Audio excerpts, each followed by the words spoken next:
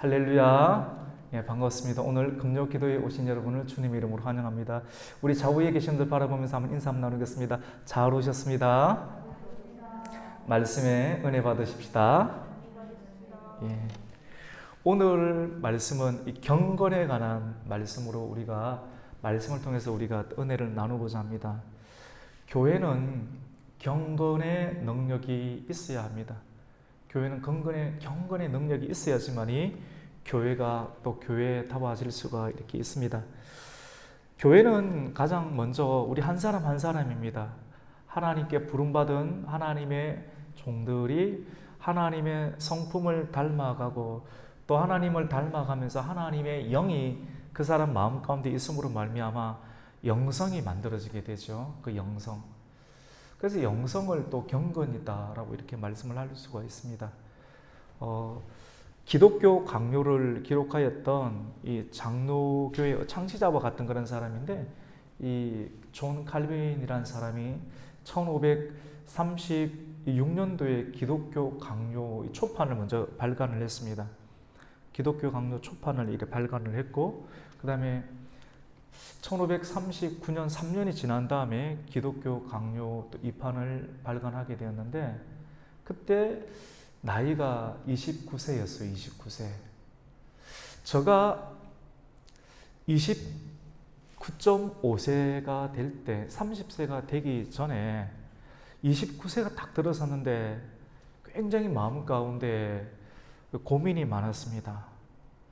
이 목사님 자녀로 또 태어났고, 또 목사님 자녀로서 교회에서 생활을 했어요.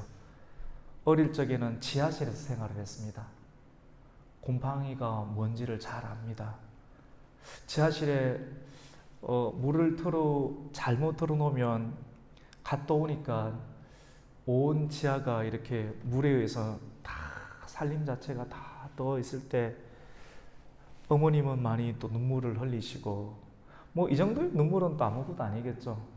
사실은 가장 힘든 것은 목양을 통해서 경험하게 되는, 하나님을 위해서 나아갔을 때 하나님께 주시는 그런 은총의 역사가 있긴 있겠지만 또 그 은총의 역사를 받기 위해서 지불해야 되고 감내해야 될 이 말 못할 사연들이 참 많더라고요. 보니까 목회자의 삶 가운데는.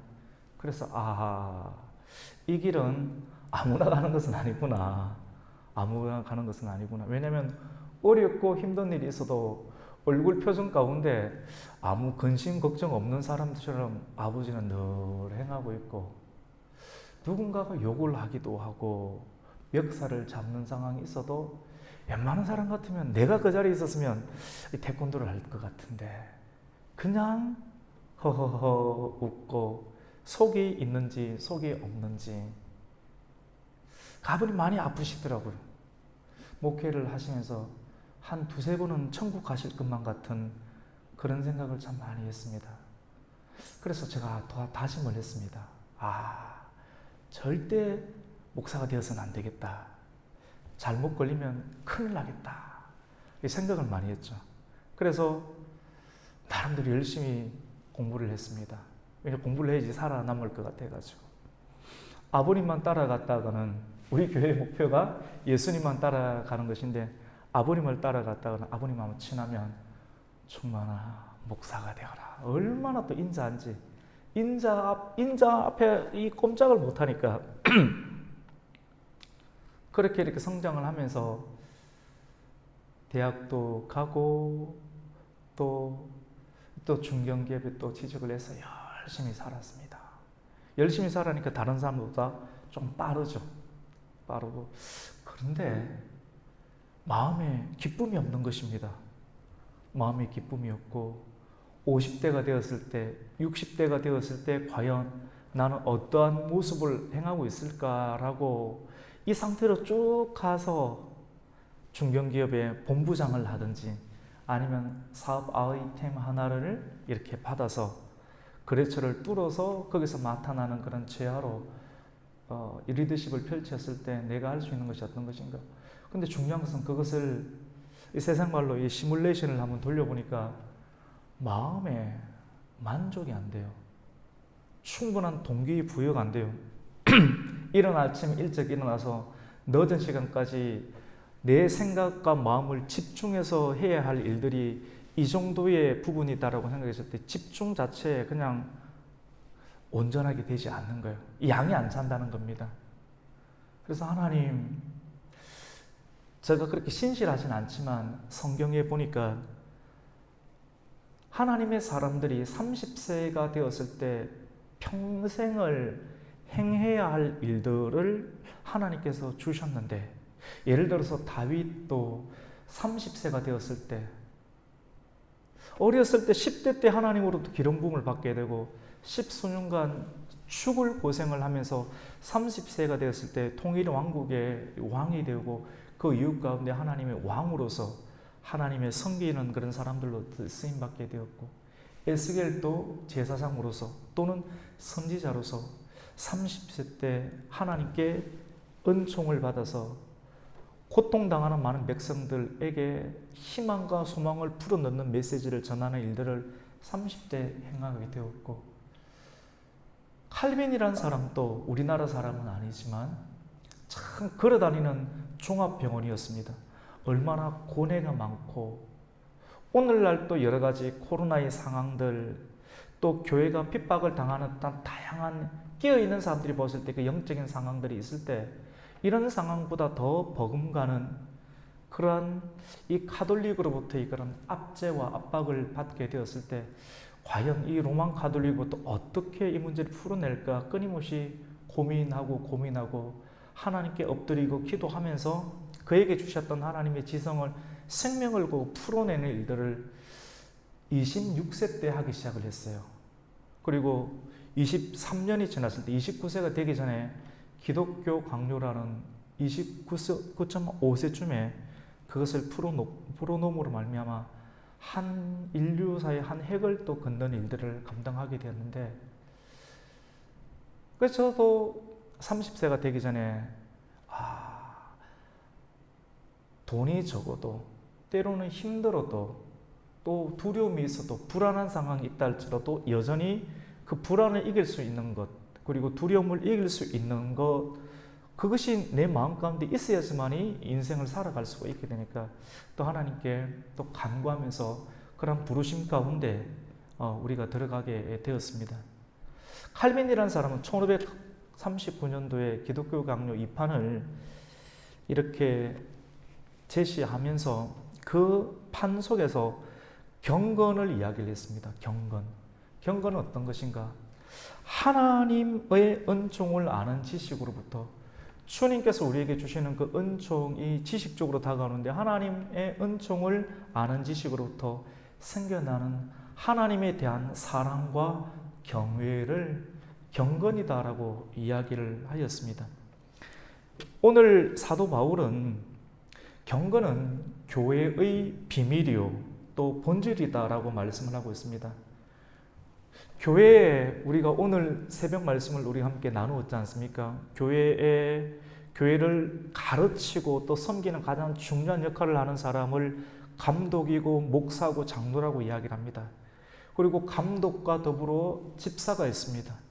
감독과 집사와 같은 교회의 지도자나 봉사자들, 이러한 분들은 어떠한 태도로 생활을 해야 되는가? 참 일륜적으로도 깨끗해야 되며 하나님의 영적인 지식도 있어야 되고 술 취하지 않아야 됩니다.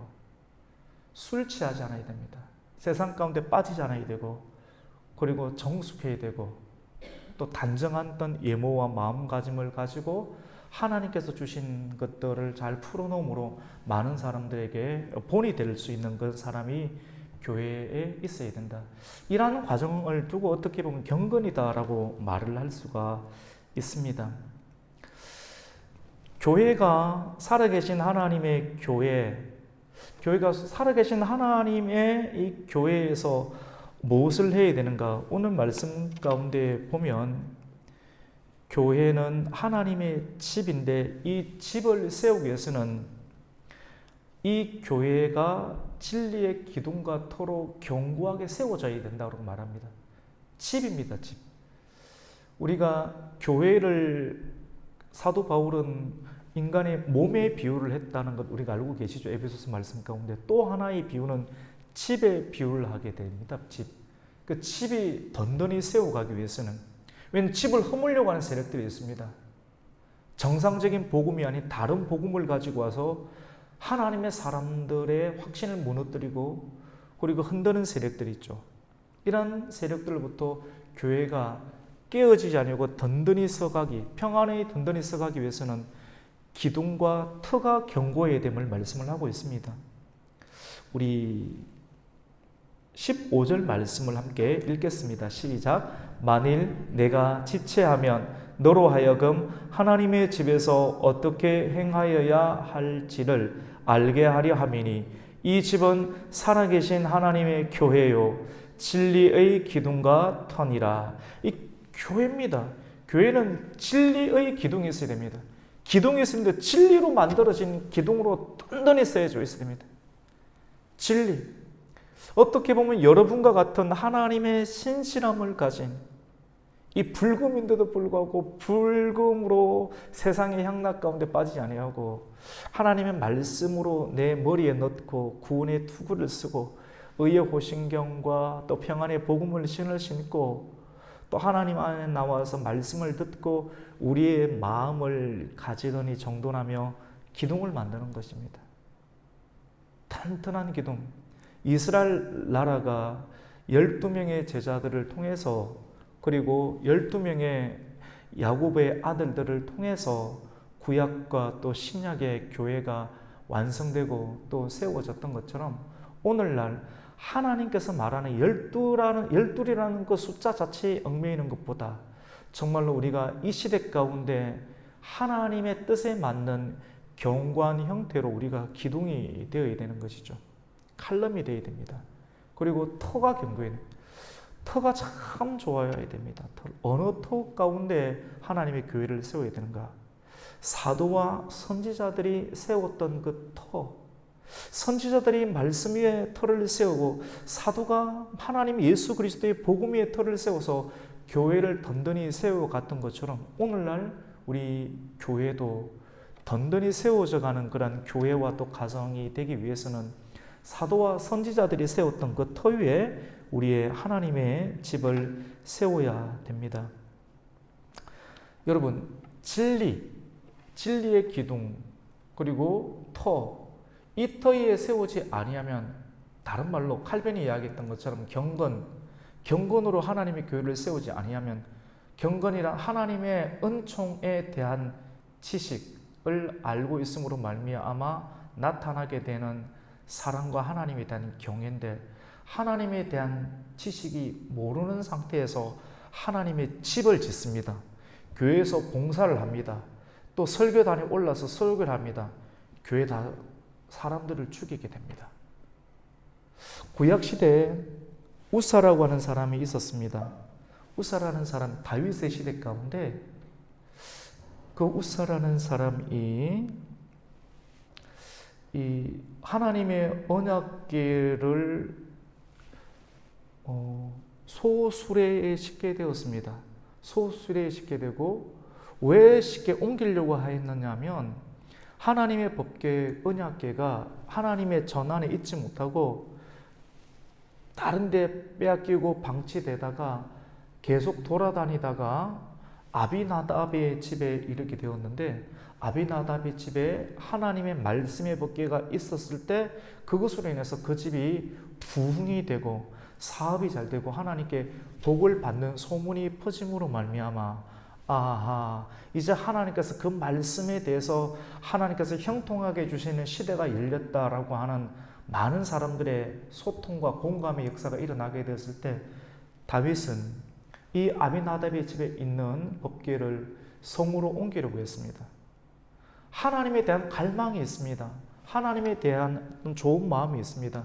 하지만 이런 감정적 마음으로 감정적 열심으로 하나님의 집을 짓고 교회를 섬기게 될 때 어떤 일들이 일어나요? 지식이 없는 상태에서 내 뜻과 내 경험으로 하나님의 교회를 섬기려고 하는 시도가 우사를 통해서 있게 되는데 법궤를 옮겨야 되니까 소수레, 법궤가 굉장히 큽니다. 그래서 앞에서 소가 끌고 뒤에 나무로 만든 수레에 법궤를 신습니다. 어느 누구도 이 문제에 대해서 거론하는 사람이 없습니다. 그런데 이 소의 수리를 싣고 올라가다가 어디에 이르게 되었는가? 그 나곤의 타작 마당쯤에 이르게 되었습니다. 타작하는 쪽에 축제가 일어나는 상황들 속에 하나님의 법궤를 싣고 가는 소가 갑자기 날뜁니다. 날뜁니다. 그래서 하나님의 법궤가 떨어지려고 했을 때 나름대로 어렵고 힘들고 교회가 어렵고 힘들어서 자기 나름대로의 하나님에 대한 경건의 지식이 없는 상태에서, 여러분 굉장히 중요합니다. 인간적인 입장에서, 인본주의 입장에서 보면 아무런 문제가 없어요. 이거 하나님의 법을 모르면 교회를 절대로 이해를 못합니다. 교회의 설교도 이해 못하고 하나님의 뜻과 방향을 전혀 이해하지 못합니다. 그래서 교회는 신본주의입니다. 인본주의로 가르칠 수가 없는 부분, 그러면 교회가 아니기 때문에 그렇습니다. 그 떨어지는 법궤를 잡기 위해서 누구든지 행해야 될 일들이 뭡니까? 하나님의 법궤는 중요하고 소중하니까 깨어지면 안 되니까 잡았습니다. 잡는 순간 100만 볼트 전기가 통하는 것처럼 순간적으로 그 우사가 감전이 되듯이 그 자리에서 그대로 즉사하게 됩니다. 엄청난 충격이었습니다. 다윗도 왕이 되었고 이제 통일왕국의 시대가 또 만들어져서 나라가 평안할 것이다 라고 하는 그런 시대적 도래 속에서 하나님의 법궤에 부흥을 꾀하면서 기대하면서 이렇게 왔는데, 하나님은 왜 우리에게 이런 저주를 내리시는가? 하나님에 대한 경건한 마음이, 하나님은 경건하신 분이신데 그 경건이 인간에게까지 그 경건의 은혜가 나타나지 아니할 때 사람들은 하나님을 오해합니다. 하나님은 또 저렇게 화를 내신다. 하나님은 왜 저렇게 하시지? 항상 저런 식으로 일을 하시는가? 라고 하는 오해가 있을 수 있습니다. 그런데 그런 오해를 계속 할 수 없는 하나님의 은혜를 주셔서 다윗은 울고 또 간구하고 기도하면서 우리에게 경건미가 없구나. 진리의 기둥과 터 위에 하나님의 법궤를 옮겨야 되는데 하나님의 지식이 부족하구나. 하나님이 어떠한 분인지, 하나님이 어떻게 법궤를 옮기라고 분명하게 말씀을 하셨는데도 불구하고 말씀대로 옮기지 아니하고 내 뜻대로, 내 방법대로, 인본주의 방법대로, 내가 좋은 방법대로, 내가 보기에 조금 급하니까 내가 하는 방법대로 이 법궤와 하나님의 뜻을 대응하게 되었을 때 하나님은 경고를 주십니다. 깨어있는 자들은 나를 둘러싸는 환경 주변에 일어나는 하나님께서 펼치시는 섭리와 환경들을 보면서 굉장히 민감한 태도를 가질 필요가 있습니다. 왜냐하면 그건 점점 나에게 다가오기 때문에 그렇습니다. 다윗은 내가 하나님의 법을 대할 때, 하나님의 교회를 대할 때 세상의 방식대로 교회에서 일을 하거나 내가 말을 하거나 내가 행해서는 안 되겠다는 것을 그때 깨닫고 말씀을 찾아보기 시작합니다. 소에 싣는 것도 아니고 수레에 싣는 것도 아니고 하나님의 제사장이 갈고리에 정해진 채의 길이를 만들어서 어깨에 메고 법을 옮기라고 하는 하나님의 법을 알게 되었습니다. 여러분, 경건이 무엇입니까? 경건은 오늘 우리는 사도 바울이 기록한 디모데 전서를 우리가 함께 보고 있지만 하나님의 은총을 많이 받았던 베드로 사도는 베드로 후서 1장 4절 말씀을 통해서 옛날 개혁 성경 말씀 가운데는 신의 성품에 참여하는 자, 지금 개혁 개정에서는 하나님의 신성한 성품에 참여하는 자는 믿음의 덕의 지식의 절제를, 우리가 믿음을 가지고 교회의 집을 짓는데 믿음을 가지고 교회 집을 계속 짓지를 못해요. 그 다음부터는 시간이 좀 걸려요. 우리 마음 급해요. 막 빨리 가고 싶은데 빨리 가면 믿음이 성장을 안 하는 것 같아요. 그래서 좀 더 천천히 가야 될 하나님의 늘어뜨리심, 하나님의 시기 가운데 우리 자신을 조정하는 기간이 덕입니다. 덕을 가지게 되고 덕을 가지면서 하나님의 지식에 쌓이게 됩니다.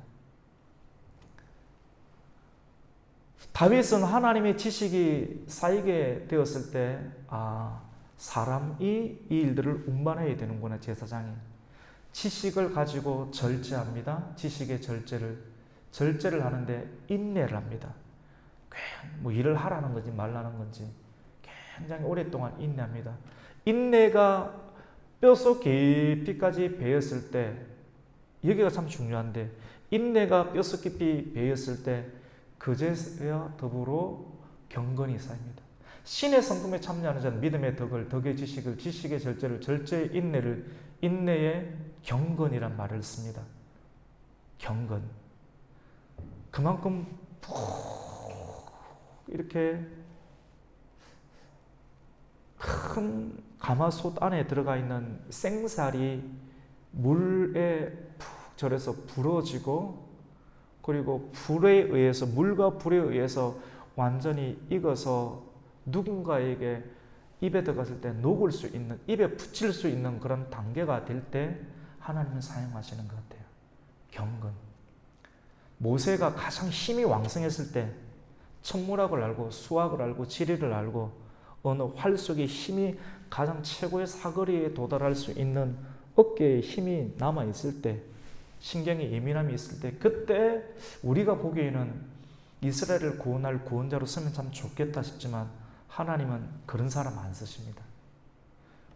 우리가 보기에는 그때가 가장 좋은 때라고 여기는데 하나님은 그 사람을 쓰지 않고 그런 힘들이 다 빠져서 80세가 되었을 때, 나는 잘 할 줄 몰라요, 아무것도 몰라요 라고 말하는 시점이 되었을 때 하나님은 그 사람을 통해서 젊은 사람들이 행할 수 없는 크고 비밀한 일들을 감당하게 됩니다. 오늘 우리가 함께 나누고 있는 이 디모데전서 3장 14절부터 4장 5절까지의 말씀, 크도다 경건의 비밀이요. 경건은 파란 띠가 아닌 것 같아요. 고수입니다. 고수. 올랑국수에 넣어 먹는 고수가 아니라 굉장히 깊은 고수입니다. 경건의 비밀이 있습니다. 우리는 경건하지 않아서 죽은 예가 있는 우사의 모습이 아닌 하나님의 지식을 알고 그 지식이 절제가 되고 또 연마가 되어서 하나님의 때를 기다리면서 그 때에 함께 나오고 그 때가 이르기 전까지는 가만히 나의 자리에 있을 수 있는, 사실 이런 부분들이 일반 중생하지 아니하는 사람들의 모습 가운데 이런 메시지는 전혀 매력적으로 들리지 않습니다. 굉장히 답답해 보일 수도 있습니다. 그런데 하나님께 선택을 받은 백성들은, 사실 깊이가 있는 사람들은 이런 메시지를 들으면 굉장히 큰 무게감을 가지고 눈과 마음을 끊임없이 집중하면서 우리의 온몸을 계속해서 집중해서 그 말씀을 들을 수 있는 힘을 가지게 됩니다. 왜냐하면 하나님께 붙잡힌 사람들은 하나님의 말씀을 들어야 하기 때문입니다. 세상에서 듣지 못하던, 그냥 피상적으로 반응해오던 우리의 열심이 아닌, 아, 이 말씀이구나, 내가 이 말씀을 따라가면서 남은 여생과 상황들 속에서 하나님의 진리의 기둥이 되어야 되며 진리의 터 위에 내 개인의 경건을 통하여서 하나님의 뜻을 이루는 하나님의 사람이 되어야겠다는 그런 거룩한 열망을 가지게 됩니다. 경건은 교회의 비밀이고 경건은 교회의 본질입니다. 오늘 두 번째 말씀에는 그럼 경건이 아닌 것은 무엇인가? 경건이 아닌 것은 무엇인가를 나오는데요. 교회에 아픔을 주는 사람들이 있습니다. 그리고 교회에 대한 좋지 못한 평가와 소문을 만드는 그런 사람들도 있습니다.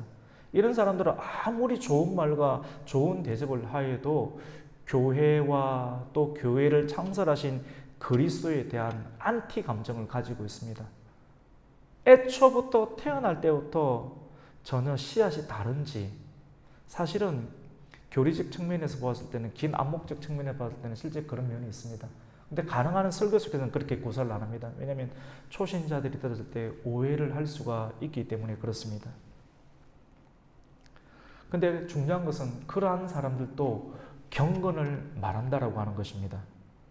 하지만 그들의 양심은, 경건을 이야기하지만 그들의 양심은 선하거나 착하지 않고 또 청결한 마음이 없습니다. 그리고 거짓이 가득한 악마의 생각들만이 가득합니다. 오늘 경건하지 아니한 사람들의 모습을 오늘 4장 말씀 가운데 밝히고 있는데요. 그 말씀이 4장 1절과 2절 말씀 가운데 있습니다. 그들은 미혹하는 자들이고 귀신의 영과 귀신의 가르침과 화인 맞은 사람, 외식하는 거짓말쟁이다라고 말씀을 합니다. 우리 4장 1절과 2절 말씀을 함께 읽겠습니다. 시작. 그러나 성령이 밝히 말씀하시기를 후일에 어떤 사람들이 믿음에서 떠나 미혹하는 영과 귀신의 가르침을 따르리라 하셨으니 자기 양심이 화인을 맞아서 외식함으로 거짓말하는 자들이라. 요한복음 8장 44절 말씀 가운데 보면 거짓말하는 자들, 마귀, 그들의 아버지는 마귀라고 합니다. 마귀는 끊임없이 거짓말합니다. 사람을 죽이고 도둑질하고 입으로 행하는 모든 일들이 거짓말입니다. 여러분들 이단을 조금 대해보셨습니까? 저는 목회자다 보니까 이단을 전혀 안 대해본 목회자도 있고 저는 이단을 계속 대해봤습니다. 특히 신천지 우리 여기 이 동네에 빌립 지파가 있으니까 오늘 그쪽으로 가보니까 빌립 지파가 문을 닫았는데 아마 코로나가 있으면서 큰 사건 때문에 초기에 일어났던 사건 때문에 엄청나게 모일 수 없는 상황 때문에 아마 그 지역에 문을 닫은 것 같아요. 문을 열면 또 안 되겠죠. 사실은 이렇게 안 되는데 이 빌립 지파에 속해 있는 그런 이단들 보면 참 입에서 나오는 모든 것이 거짓입니다. 눈물도 거짓이고 말도 거짓이고 인사도 거짓이고 모든 것이 거짓입니다. 그래서 눈에 보이는 것 자체를 가지고 우리가 그 사람을 대했다가는 큰 낭패를 보기 일쑤입니다. 참 어려운 시대입니다. 그래서 마음을 잘 준비를 하고 진짜 성령님을 의지해야 돼요. 내가 보는 눈 가운데 내 눈은 나에게 잘해주고 나에게 미술을 주고 나의 필요를 채워주는 사람은 참으로 선한 사람이고 좋은 사람, 누구든지 그런 마음들을 가지고 있지 않습니까? 근데 이걸 하지 말라는 겁니다. 목회자는 사랑을 가져야 되는데 그 사랑이란 성경이 말하는 디모데전서 1장 4절에 나오는 그 사랑이란 선한 양심과 청결한 마음이 청결한 자는 하나님을 볼 것이고 마음이 청결한 자는 행복하나니 복이 있나니 그들은 하나님을 볼 것이고 하나님의 눈으로 사람을 볼 수 있는 그런 영안이 있습니다. 영안. 장로교에서는 가능한 한 약간은 이렇게 뭐라고 할까요? 신비적인 언어들 그런 영향력이 없지는 않아요. 진짜 말씀과 기도하는 사람들은 귀신을 쫓아내고 어둠의 역사를 이겨낼 수 있고 영적인 분별력이 있습니다. 진짜 말씀과 기도 나아가면. 근데 그 오순절 계열 사람들은 그 강한 언어를 써요. 강한 언어를 쓰고 또 신비적인 언어를 써서 저 사람이 굉장히 신비하고 대단하게 보이는데 그것도 분별해야 돼요. 그렇지 않은 허황된 사람들이 억수로 많을 수도 있습니다. 왜냐하면 진짜는 겸손하기 때문에 그렇습니다. 그런 몇 가지 언어와 단어들의 조합으로 사람들을 몰고 가지는 않기 때문에 그렇습니다. 여러분, 이 경건에 관한 부분들 오늘 말씀 가운데 보면 미혹하는 영, 귀신의 가르침을 따른다라고 말씀을 하고 있습니다. 경건하지 아니하는 사람들은 미혹하는 영과 귀신의 가르침을 따르는데 이러한 사람들의 성향이 어떤 성향이냐면 신비적 열광주의에 빠져있고 길들어져 있는 사람입니다. 그래서 신비적인 것에 신비주의적이고 열광주의적인 그런 스타일이 있습니다. 근데 조금은 다른 부분들 말씀으로 계속 채워서 균형을 잡을 필요가 있습니다. 우리 지금 나오신 분은 다 좋은 분들, 다 정상입니다. 지금 우리 교회 등록하시면 다 좋습니다. 아주 하나님께서 좋은 분들 계속 좋은 터에 보여주셨는데 우리 교회가 계속 나아가는 것은 지난번에도 목회자는 설교관인데 모든 걸 다 씻습니다. 그래서 실어서 균형 잡힌 말씀과 기도로 수직적인 관계, 중심은 그리스도가 있고 왼쪽에는 성도와의 교제가 있고 대화가 되어야 됩니다. 그리고 오른쪽에는 복음을 전가하는 전도의 삶이 있는 균형 잡힌 한 가지만 치중하면 신비주의 빠지든지 아니면 독단주의에 빠지는 경향이 있습니다. 그래서 최고의 영성과 또는 경건은 수레바퀴처럼 계속 지나가도 끼어지지 않습니다. 한쪽으로 치우친 사람은 계속 돌리면 나중에 살이 부러져 버려요.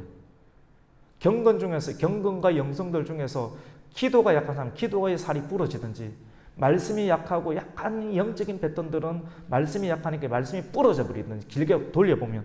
아니면 영적인 계열들은 되는데 성도와 간에 이끄는 교제가 안 돼서 거기서 터져버리는 경우들이 있고, 다 좋은데 복음을 전혀 못 전하는 사람이 있습니다. 이쪽으로 인해서 자기가 내 쪽으로 터져버리는 경우가 있습니다.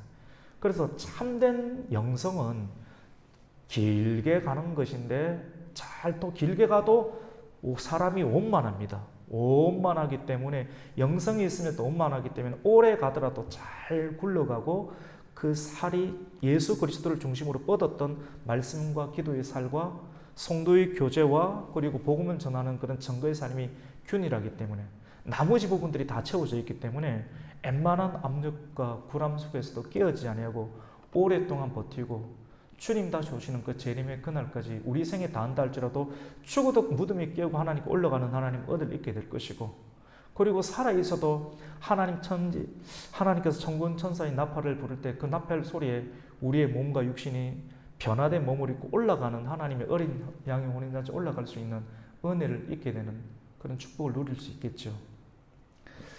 그래서 이런 미혹하는 영과 귀신의 영을 받는 사람들은 신비적 그리고 열광주의에 대부분 빠집니다. 그런 사람들은 오래 못 가요. 정말 그렇습니다. 교회에서도 이래 보면 조금 하다가 터져버려요.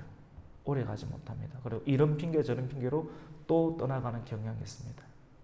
두 번째로 어떤 사람들이 있냐면 겉과 속이 다른 위선자들입니다. 예수님 당시에 있던 바리새인과 같은 사람들. 바리새인에게 성령이 있습니까? 기도가 있지만 그 기도가 성령이 지지하는 기도가 아니지 않습니까? 그리고 복음을 전하는 것이 없잖아요. 교제들이 지금 자기들이 특정한 무리들만 교제를 하지 않습니까? 돌리면 터집니다. 와르르 살들이 다 무너집니다. 그러니까 무너진 그 상황을 두고 예수님을 향해서 예수님을 팔려고 하는 세력으로 만들어지게 되죠. 그리고 그들 스스로 저주에 빠지게 되는 그런 모습을 보게 됩니다. 이런 위선자들. 그리고 어떤 사람들이 있냐면 금욕주의자들, 그노스틱파일, 우리 본문 가운데 나오는 그러한 헬라주의 영향을 받았던 그런 사람들, 금욕주의자들. 이런 사람들은 혼인하지 말자, 그리고 음식도 함부로 금욕하자라고 하는 주의를 가지면서 스스로를 막 드러내는 그런 패턴들이 있습니다. 오늘 나오죠. 우리 3절 말씀을 한번 읽겠습니다. 시작. 혼인을 금하고 어떤 음식물은 먹지 말라고 할 터이나 음식물은 하나님이 지으신 바니 믿는 자들과 진리를 아는 자들이 감사함으로 받을 것이니라. 아멘. 그러니까 이런 부분들을 사도 바울들은 거짓말을 하는 자들인데, 이런 사람들이 교회에 들어와서 교제를 나누고 대화를 하면서 교회를 다 망가뜨리는 겁니다. 근데 그걸 가만히 내버려 두면 안 돼요. 목회자는 이걸 보면서 영적인 분별력이 있거든요. 목회자는 계속 말씀과 가까이 오고 기도를 돌리기 때문에 영분별이 있습니다. 대화를 나눠보면 정상적으로만 목회만 하면, 목사님이 저녁에 숨어서 술 마시고 저녁마다 나쁜 짓 하고 이런 거 안 하고 성경이 가르치는 대로 말씀, 여러분 주일 낮 설교 준비하고 그 저녁 설교 준비하고 매일 유튜브에 올리는 거 설교 준비하고 그거 정상적으로 해보십시오. 그것만 하더라도 시간이 모자랍니다. 시간 절대적으로 모자랍니다. 한 달에 계속 한다 해보십시오. 똑같은 말 하면 여러분 듣겠습니까? 이것만 하더라도 절대 모자란데, 정상적으로만 하더라도 영분별이 딱 만들어져요. 거룩한 기운이 있어요. 정상적으로 살면, 말씀 그대로 살면. 여러분도 마찬가지입니다. 강단에서 선포되는 그 말씀을 듣고 그대로만 이렇게 하면 굉장히 고귀하게 돼요. 사람의 생각, 언어. 그리고 남성은 남성답게 강건해지고 여성은 여성답게 아름다워집니다. 참 신기합니다.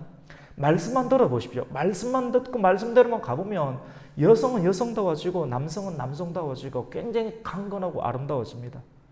가정이 화목안해질 수가 없게 되죠. 자녀들이 부모의 말씀 순종 잘합니다. 직장 생활 가운데 윤택함이 있습니다. 돈을 엉뚱한 데 와서 안 쓰니까 돈이 정상적으로 매이고 또 그걸 가지고 하나님의 정상적인 일들을 또 감당하게 되죠. 행복 안 할 수가 없는 구조가 되죠. 여러분, 이제는 마지막 메시지인데요. 이 경건에 관한 부분도 우리가 첫 번째는 경건은 교회의 비밀이고 교회의 본질이다.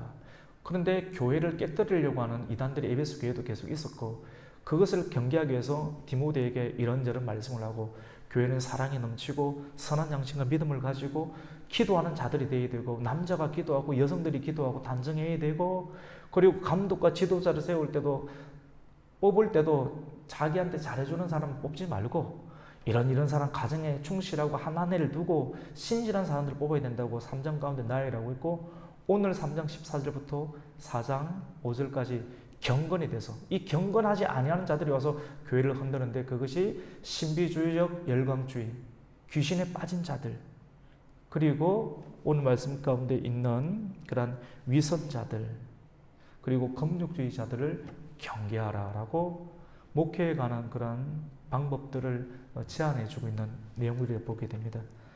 오늘 본문 속에서 마지막 세 번째로는 경건은 무엇이냐면 이러한 방법적 차원도 있지만도 삶 속에서 드러나는 변화가 있어야 됩니다. 삶으로 변화가 일어나는 하나님의 말씀을 먹음으로 말미암아 삶 속에 변화가 일어나야 되는데 변화가 일어나기 전에 복음을 먹고 복음을 받아들이는 그런 상황을 오늘 말씀은 기록을 하고 있습니다. 경건에 관한 비밀인데요. 그 비밀이 어디 있느냐면 오늘 16절 말씀 가운데 있습니다. 3장이 마지막 절인데 우리 같이 한번 읽어보겠습니다. 시작. 크도다 경건의 비밀이여 그렇지 않다 하는 이 없도다. 그는 육신으로 나타난 바 되시고 영으로 의롭다 하심을 받으시고 천사들에게 보이시고 만국에서 전파되시고 세상에서 믿음 바 되시고 영광 가운데 올려지셨느니라. 여러분 이게 무슨 말이냐면요. 좀 어려워 보이는데 풀어서 드릴게요. 쉽게. 여러분 잘 아는 겁니다. 이 내용이 이제 딱 머릿속에 있어야 되는데요. 첫 번째 이 경건의 비밀이 뭐냐면 그는 육신으로 나타나신 바 되고 복음이라고 했습니다. 경건의 비밀은 복음을 받아들이면 삶이 변화되는데 예수를 받아들이는데 예수님이 어떤 복음의 일들을 행하는가를 한 4가지로 드러내는데 첫 번째가 성육신한 것. 육신으로 나타나셨다. 맞죠? 말씀이 육신으로 나타나신 것. 그 다음에 영으로 의롭다 하심을 받으시고 이게 좀 어렵죠? 영으로 의롭다. 의롭다 하심을 칭의 justification인데 아니 근데 예수님께서 영으로 의롭다는 이것이 어떤 것인가? 이 부분은 그런 칭의적 개념이 아니라 부활이랍니다. 부활. 그래서 예수님께서 말씀이 육신이 되셨고 십자가 구속 사업 이후 가운데 뭐 하셨습니까? 부활하신 상황들. 그리고 또 하나의 중요한 개념이 나오는데 천사들에게 보이시고 라는 말이 나옵니다. 사도 바울만큼 복음을 명쾌하게 설명한 사람이 없습니다. 그래서 신약 성경 가운데 구약을 해석한 유일한 사람이 사도 바울입니다. 그 사도 바울 속의 한마디 한마디를 그냥 지나칠 때가 많은데 여러분 우리가 구원받을 때 로마서 내용도 그렇고 그리스도께서 천사와 더불어 올 때 땅이 기대하고 있어요. 여러분 압제를 당해 보셨습니까? 압제를 학교나 아니면 직장이나 또는 어쩔 수 없는 약속 가운데 계약 가운데서 붙들려서 꼼짝없이 이렇게 살아가야 되는 그런 상황들 속에서 굉장히 압제를 당할 때가 있습니다. 언제 이때 이 사람은 이 법이 빨리 해결되기를 바라는 사람에 관한 문제도 있고 땅에 관한 문제도 있습니다. 여러분 땅이 말을 못할 뿐이지 땅 위에서 악한 일을 하고 사람을 죽이는 일을 하고 교회를 죽이는 일들을 하고 또 악한 일들 기름을 계속해서 부으면서 땅 위에 땅의 토지를 농약과 기름으로 계속해서 못되게 하는 그런 사람들이 있지 않습니까? 이러한 악한 일들을 하는 사람들은 땅이 아무 말도 못할 것 같죠. 땅이 그 사람을 나중에는 견디다 못하면 토합니다. 여러분 착한 사람, 목석 같은 사람, 저 사람한테 함부로 해도 될 것 같죠? 계속 나쁜 짓 하면요, 그 사람이 굉장히 무섭게 변할 때가 있습니다. 함부로 사람을 대해서도 안 되고 함부로 땅을 대해서도 안 됩니다. 이 개념이 어떤 개념이냐면 굉장히 중요한 개념인데, 사도 바울 서신을 통해서만 성경을 풀 수 있는 어떤 안목인데요, 만유회복입니다. 만유회복. 하나님 그리스도께서 이 땅 가운데 다시 오실 때 사람들만 구원받는 것이 아니라 만유를 회복시키십니다. 그리고 이 땅 가운데 하나님의 새 하늘과 새 땅을 만들어 놓으십니다. 그리고 죄로 인해서 어긋났던 하나님의 피조의 세계들을 새롭게 편성을 합니다. 근데 오늘 참 중요한 본문 중에 살짝 청동거울에 자기 자신의 얼굴을 보는 듯한 느낌을 주는 것이 살짝 주죠. 뭐라고 하냐면 천사들에게 보이시고, 이 정도로 살짝 넘어갑니다. 하나님이 만드신 만유는 인류의 세계 이전에 천상의 세계를 먼저 만들었죠. 맞죠? 천상의 세계. 천상의 세계에 우리가 창세기 말씀을 보기 전에는 인류가 먼저 태어난 것처럼 보이지만 천상의 세계를 먼저 만들었고, 천상의 세계 가운데 큰 문제가 있었고, 그리고 우리의 눈으로 보기에는 하나님의 형상을 따라서 흙으로 사람을 빚으시고 그의 생기를 불어넣으심으로 생명이 된 그 말씀. 그런데 하나님 힌트를 주십니다.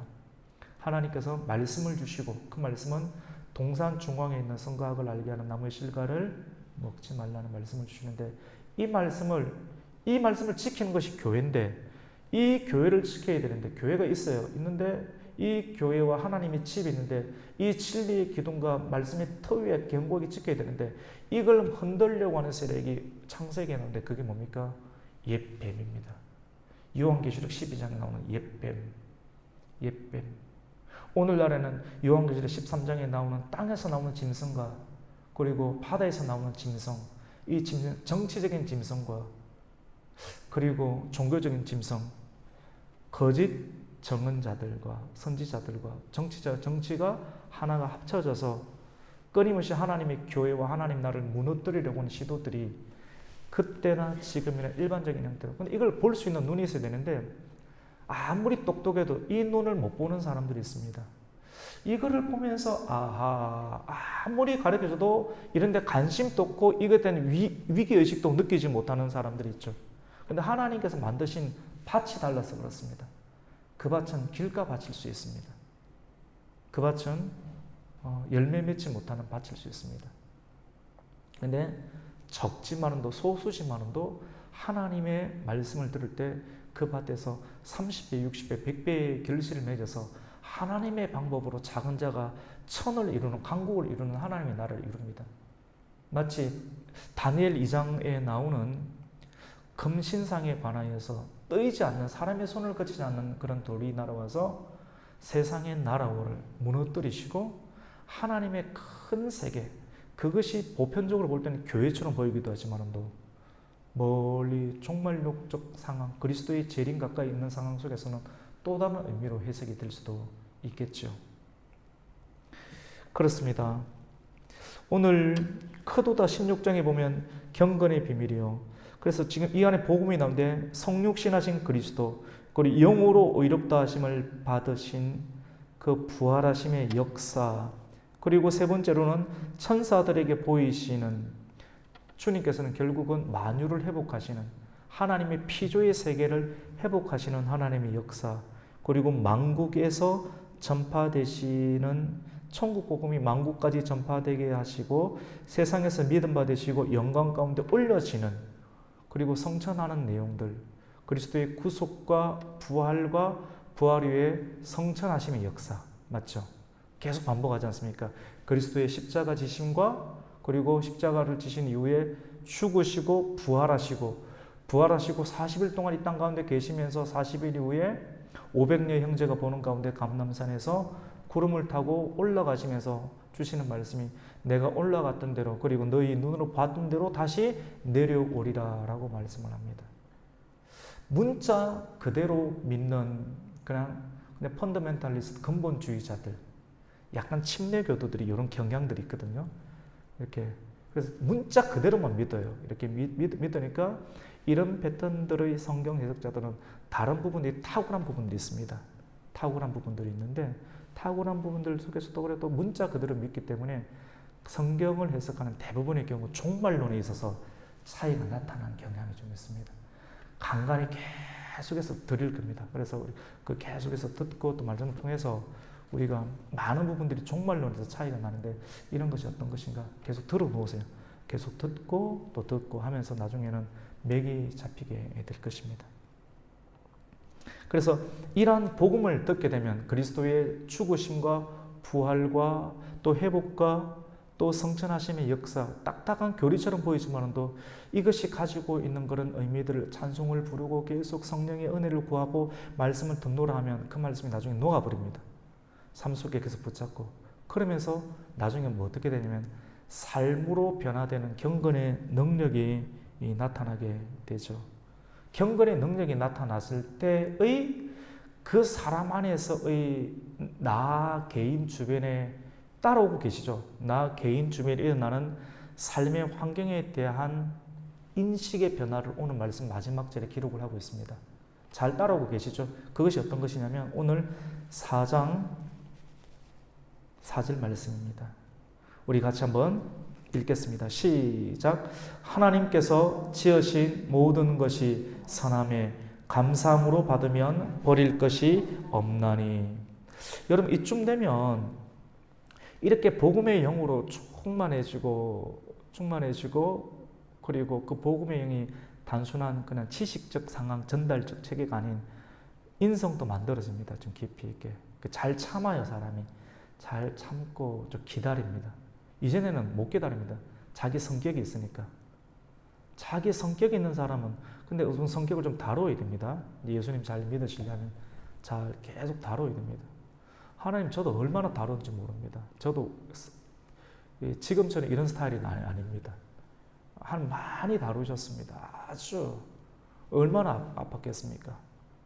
근데 그렇게 다루어지고 앞으로도 더 다루어질 텐데 우리 모두가 다루어진 사람들의 모습이 어떤 형태로 말을 하는가 하면 4절 가운데 하나님께서 지으신 모든 것이 선함에 감사함으로 받으면 버릴 것이 없나니. 여러분 주변에 일어나는 것들 참 쓴 느낌도 있습니다. 슬픈 것도 있고 안 좋은 것도 있습니다. 이전에는 내가 취사한 선택을 해요. 안 좋은 거, 저 사람 내하고 코드가 안 맞아. 너는 아웃.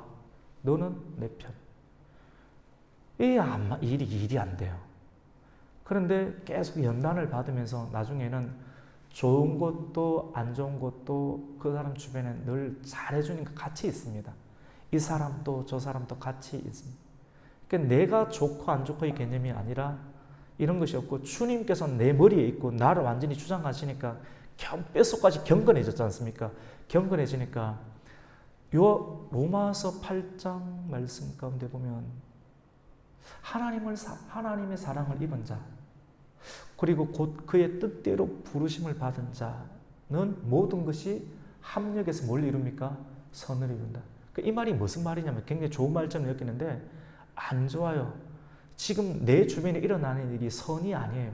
나에게는 고통이고 짜증이고 불쾌감인데 이 불쾌감이 내 중심에는 불쾌감인데 이것을 하나님께서 나에게 허락하셨다라고 여기고 이걸 우선 알아요. 알고 미소를 그 사람에게 보내고 같이 있을 수 있도록 허용해 주는 단계입니다. 그게 깊은 단계죠. 이걸 두고 뭐라고 하냐면 경건이라고 해요. 경건이 있고 믿음이 있을 때는 너는 내하고 안 맞다고 쳐야 돼요. 왜냐면 나에 살아야 되니까. 깊이가 얕아요. 에스겔서에 나오는 성전에서 나오는 물이 무릎, 발목까지 찰랑찰랑 차는 상태입니다. 근데 깊이 있게 찼던 사람은 전혀 다르지 않습니까? 오늘 4절에 있는 것처럼 하나님께서 지으신 모든 것이 선하니까 감사함으로 받으면 뭘가 없습니까, 여러분? 버릴 것이 없다고 합니다. 버릴 것이 없어요. 다 먹어요. 다 먹어요. 그 재밌는 이야기인데, 권사님. 제가 이전에 호주에 조금 직장 다니다가 공부하러 간 적이 좀 있습니다. 그래서 여기서는 차도 타고 다니고 좀 폼을 좀 잡다가 그 가서는 뭐 타고 다니냐면 킥보드 아십니까? 킥보드 타고 다녔습니다. 제가 열심히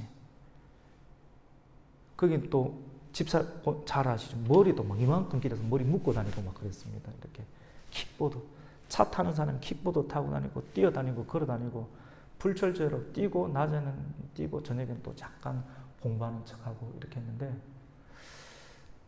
그 일들을 이렇게 하면서 밥을 먹어야 되는데 밥을 먹으면서 먹기가 참 힘들지 않습니까? 그 외국 사람들은 그 뼈 있잖아요, 뼈. 우리는 사골 이런 걸 굉장히 좋아하는데, 사골 먹어야 힘이 나는데 사골을 막 버리더라고요, 보니까. 그래서 그걸 굉장히 한 5불만 주고도 한 달치 먹을 걸 주기 때문에 그걸 5불 사서 엄청 이렇게 고아서 먹으면서 또 버텼던 적이 있습니다. 우리나라 사람은 다 먹습니다. 돼지 껍데기도 먹고 뼈도 먹고 고아서 먹는 그런 것이 있죠. 버릴 것이 없는 것이죠. 여러분, 말씀을 이렇게 정리하겠습니다. 오늘 말씀은 하나님의 말씀과 기도로 거룩하여집니다. 우리 마지막 5절 말씀을 한번 읽겠습니다. 시작. 하나님의 말씀과 기도로 거룩하여짐이라. 점점 성장해야 됩니다. 커도가 경건은 성장, 믿음의 성장입니다. 믿음이 성장, 믿음의 덕의 지식의 절제, 인내를 통해서 뼈속 깊이 만들어지는, 이렇게 뼈까지 고아지는, 깊이 있게. 그래서 이런 분들하고 같이 이렇게 뭐 구역을 하겠습니까? 목사님 저 사람 안 돼요. 근데 이전에는 이렇게 했는데 참 귀한 분이죠. 교회가 되죠. 내가 싫고 안 싫고 구역장 정도 되시는 분들 수준이 달라야 됩니다. 목사님 이렇게 하면 난 교회 나갈 겁니다. 이러면 아직까지 경건의 단계가 아니에요.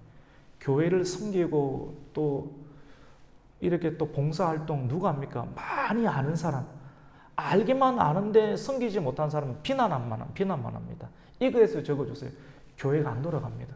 그런데 지식도 있으면서도 허리도 굽히고 자꾸 이렇게 섬길 수 있는 사람, 하나님께서 지으신 모든 것이 선함에 감사함으로 받으면 버릴 것이 없나니 하나님의 말씀과 기도로 거룩하여지는 그런 경건, 삶을 통해서 나타나는 그런 경건, 내가 잘못한 것이 없어도 끝까지 나를 낮출 수 있는 그런 경건, 이런 부분들이 있을 때 가정도 세워지고 교회도 세워지고, 이런 분들이 교회 지도자가 되고 또 나라의 대통령이 되고 또 국무총리가 되고 또 시장이 되고 또 도지사가 되고 또 많은 행정가들을 이렇게 할 수만 있다라고 하면 얼마나 이 나라가 행복하고 또 질서와 안녕이 나타날 수가 있겠습니까?